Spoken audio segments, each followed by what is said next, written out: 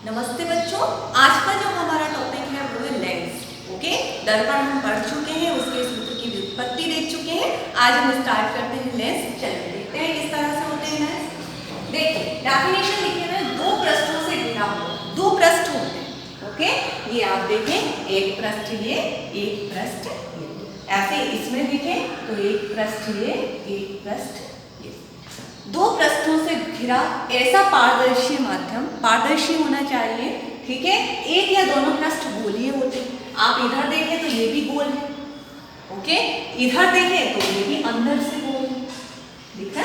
तो इसके क्या होते हैं, दोनों या एक पृष्ठ क्या हो, गोलीय हो, उसे हम लेंस कहते हैं। एक भी हो सकता है और दोनों साइड भी वो गोल हो सकता है। ओके, तो डेफिनेशन समझ में आ गई। दो पृष्ठों से घिरा हुआ दो पृष्ठ होने चाहिए और उनका एक या दोनों पृष्ठ कैसे हो, गोलीय हो, उसे हम लेंस कहते हैं, ठीक है। लेंस दो प्रकार के होते हैं, एक होता है उत्तल लेंस और दूसरा होता है अवतल लेंस। ओके, जैसे उत्तल दर्पण अवतल दर्पण होता था, वैसे ही जो लेंस होते हैं वो भी उत्तल लेंस होता है, अवतल लेंस होता है। ओके, अब हम देखें, ये दोनों पृष्ठ आपको गोलीय दिख रहे हैं। उत्तल लेंस जो होता है ना, उत्तल लेंस जो होता है इसका बीच में देखिए आप, कोने पर तो वो पतला है, सकरा हुआ है, और आसपास कैसा है, मोटा है ना। तो बीच में ये मोटा होता है उत्तल लेंस और आसपास कैसा होता है, पतला होता है। ओके, और इनकी दोनों सतहें जो होती है वो फूली हुई होती हैं, वो आपको दिख ही रहा है। इस लेंस को हम कौन सा लेंस बोलेंगे, उत्तल लेंस, ठीक है। तो ये चीज आपको समझ में आ गई। जो उत्तल लेंस होता है वो बीच में कैसा होता है, मोटा होता है, और किनारे पर कैसा होता है, पतला होता है, अर्थात इसकी दोनों सतहें क्या होती है, फूली हुई मोटी होती है। ओके, चलिए उत्तल लेंस की बात हो गई, डेफिनेशन हो गई उसकी। अब हम बात करें अवतल लेंस की, तो अवतल लेंस जो होता है इसमें अपोजिट हो जाता है, उल्टा, ठीक है। किस तरह से, इसमें अगर आप देखें तो बीच में ये कैसा है, पतला, ठीक है, और चौड़ा कहाँ से, सतह से, ये आसपास से वो कैसा होता है, मोटा। तो यहाँ से तो वो मोटा है और बीच में कैसा है, पतला है। तो इस टाइप का अगर लेंस होगा तो वो कौन सा लेंस कहलाता है, अवतल लेंस। ओके, तो अवतल लेंस आपको समझ में आ गया। और उत्तल लेंस, उत्तल लेंस में बीच में मोटा होता है, आसपास से पतला होता है। इसमें बीच में पतला रहता है और आसपास से कैसा रहता है, मोटा होता है। ओके, अब हम बात करें उत्तल लेंस का अगला कैरेक्टर ये होता है कि ये जो लेंस होता है ना, ये मैंने उत्तल लेंस लिया है। उत्तल लेंस में जब प्रकाश की किरणें आती हैं तो प्रकाश की किरणें क्या करती है, एक बिंदु पर फोकस करती है।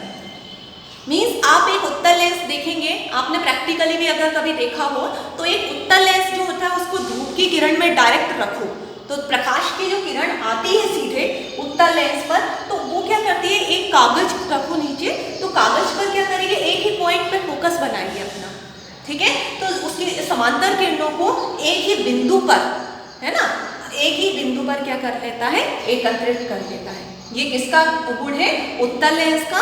इसीलिए उसमें एकत्रित करने का गुण है कि एक ही बिंदु पर वो सारी किरणें आ जाती हैं, इसीलिए उसको हम अभिसारी लेंस कहते हैं। अभिसारी मीन्स एक दूसरे के ऊपर एकत्रित हो जाना, ठीक है। सारी किरणें जो होंगी वो एक ही पॉइंट पर आकर आ जाएंगी। आप देखिएगा एक प्रैक्टिकली करके कि एक कागज लीजिएगा और एक उत्तल लेंस लीजिएगा। उत्तल लेंस आता है, कभी कभी बॉक्स वगैरह में भी आते हैं वो लेंस। आप उसे रखेंगे और धूप में रख देंगे, ऐसे कुछ टाइम तक आप फोकस कीजिएगा, एक पॉइंट बनेगा, उस पर वैसे ही रखा रहने दीजिए, कागज जल जाएगा। ओके, तो आप करके देखिएगा, क्यों, क्योंकि वो है उत्तल लेंस और वो क्या करता है, वो उसे एक पॉइंट पर ही फोकस कर लेता है, सारी समांतर किरणों को। ओके, अब हम बात करें किसकी, यहाँ पर यहाँ अवतल लेंस में क्या होता है, एक पॉइंट से, यहाँ से जो प्रकाश की किरणें होती हैं उनको वो फैलाने का काम करता है। यहाँ से अपोजिट होता है इसमें क्या होंगी, प्रकाश की किरणें चारों तरफ फैलेंगी और उत्तल लेंस में क्या होंगी, वो एक ही डायरेक्शन में एकत्रित हो जाती है। ओके, इसमें किरणें क्या होती हैं, एक पॉइंट से, जब वो एक ही पॉइंट पर जो प्रकाश की किरण है, जब वो ये अवतल लेंस पर आएंगी तो वो क्या होती है, समांतर हो जाती है, ठीक है। ये अवतल लेंस का कैरेक्टर है, इसीलिए इसको अपसारी लेंस कहते हैं। कौन सा लेंस कहते हैं, अपसारी। ओके, तो इनका एक और नाम होता है अभिसारी और अपसारी। कभी इस तरह से भी आए तो आप समझ जाइएगा, अभिसारी आए तो उत्तल लेंस है और अपसारी आए तो अवतल लेंस है, ठीक है। अब हमारी ये बात तो हो गई कि उत्तल लेंस क्या होता है, अवतल लेंस क्या होता है। अब हम बात करें इनके प्रतिबिंब की। तो जो प्रतिबिंब होता है ना, जब ये उत्तल लेंस है, ठीक है, यहाँ पर कोई वस्तु रखी हुई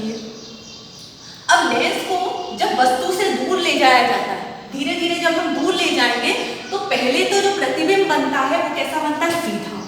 स्टार्टिंग में तो प्रतिबिंब कैसा रहेगा, सीधा और आभासी। पर जैसे जैसे आप दूर ले जाएंगे तो वो क्या होता जाएगा, उसका आकार तो छोटा होता जाएगा और प्रतिबिंब उल्टा बनेगा। प्रतिबिंब की बात कर रही हूँ, जो इमेज रहती है उसका जो मतलब जो वस्तु है उसका जो प्रतिबिंब बनेगा, क्योंकि वो लेंस है, ठीक है, उसका जो प्रतिबिंब बनेगा पहले तो सीधा और आभासी रहेगा, लेकिन जैसे जैसे आप दूर लेते जाएंगे वो उल्टा और वास्तविक हो जाएगा। और जो वस्तु से जो प्रतिबिंब होता है, जो वास्तविक वस्तु होगी उसके आकार से वो छोटा होगा।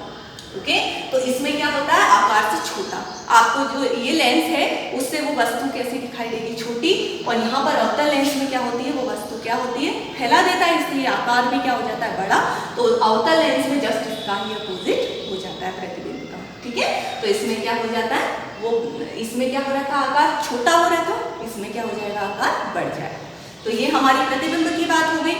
अब हम बात करें इसकी, लेंस की अगर हमें क्षमता निकालनी है, ओके, तो लेंस की क्षमता, ओके, तो लेंस की जो क्षमता होती है ना, आपको रटने की जरूरत नहीं है, 1/f मीटर, ठीक है। आपको ये याद रखना, मीटर लिखा है ये मैंने, मीटर, ओके, मीटर। अब मीटर में मीन्स फोकस दूरी जो है वो मीटर में होनी चाहिए। फोकस दूरी 4 मीटर, 5 मीटर, 15 मीटर, 50 मीटर हो मीटर में, ठीक है। तो लेंस की जो क्षमता होती है उसे हम P से प्रदर्शित करते हैं, और इसकी अगर डेफिनेशन पूछी जाए तो जो लेंस की क्षमता होती है वो फोकस दूरी जो कि मीटर में हो उसका व्युत्क्रम होती है, मीन्स अपोजिट, उल्टे में है, ठीक है। तो फोकस दूरी का मीटर में जो व्युत्क्रम होता है उसे हम लेंस की क्षमता कहते हैं, और इसे हम काय से प्रदर्शित करते हैं, P से। ओके, इस टाइप के डेरिवेशन आ सकते हैं। आपको फोकस दूरी दे दी, मीटर में दी, अगर सेंटीमीटर में दी तो आपको मीटर में कन्वर्ट करनी पड़ेगी, और मीटर में को मतलब मीटर में कन्वर्ट करके आप 1/f कर दीजिए, फिर उसका डिवाइड कर दीजिए। आगे अपन सॉल्व करेंगे, अभी आप इतना समझ लीजिए, ओके। तो लेंस की क्षमता आपको यानी P ज्ञात करना है, तो P बराबर किसकी होता है, 1/f के, और f आपको हमेशा मीटर में ही लेना है, भले ही वो किसी भी चीज में दे रखा हो, उसे कन्वर्ट करेंगे आप मीटर में, ओके। अब लास्ट हमारा जो टॉपिक है लेंस से रिलेटेड, वो है लेंस का आवर्धन। लेंस का आवर्धन क्वेश्चंस इनके पूछे जाते हैं, इसलिए इनके फॉर्मूले आपको याद करना बहुत जरूरी है। लेंस का जो आवर्धन होता है उसका सूत्र होता है, इसे हम m से प्रदर्शित करते हैं। सबसे पहली चीज आवर्धन जो होता है, ठीक है, m से, और m बराबर क्या होगा, प्रतिबिंब की लंबाई, प्रतिबिंब की लंबाई बटे में वस्तु की लंबाई, ठीक है, वस्तु की लंबाई आपको दी जाएगी कि किसकी क्या लंबाई है। प्रतिबिंब की जो लंबाई होती है उसे हम I, और वस्तु की जो लंबाई होती है उसे हम O से प्रदर्शित करते हैं। तो m = होता है I/O, ठीक है। तो ये आपको समझ में आ गया, लेंस का आवर्धन प्रतिबिंब की लंबाई और वस्तु की लंबाई के अनुपात को कहते हैं, और m बराबर किसके होता है, I/O, ठीक है। तो एक चीज ये हो गई। अब इनका यूज किसमें किया जाता है, उत्तल लेंस जो होता है ना, निकट दृष्टि दोष और दूर दृष्टि दोष के उपचार के लिए हम इन लेंसों का उपयोग करते हैं। हमारी दृष्टि में जो दोष उत्पन्न हो जाते हैं, निकट दृष्टि दोष आप जानते हैं किसे कहते हैं, निकट की वस्तु तो स्पष्ट दिखाई दे रही है परंतु दूर की नहीं दिखाई दे रही। इसके बारे में हम बाद में डिटेल पढ़ेंगे, लेकिन अभी आप समझ लीजिए कि निकट दृष्टि दोष जो होता है उसमें हम किस लेंस का उपयोग करेंगे, अवतल लेंस का, ठीक है। और जो दूर दृष्टि दोष होता है उसमें दूर की वस्तुएं तो स्पष्ट दिखाई देंगी परंतु पास की दिखाई नहीं देती, तो उसके लिए हम यूज करते हैं उत्तल लेंस का, ठीक है। तो इस तरह से हम इन लेंसों का उपयोग करते हैं हमारे नेत्र के उपचार के लिए, ठीक है। तो ये इनके यूजेस हैं। आई होप आपको ये चीजें सारी समझ में आ गई होंगी। अगली क्लास में हम इसकी और डिटेल देखेंगे। धन्यवाद।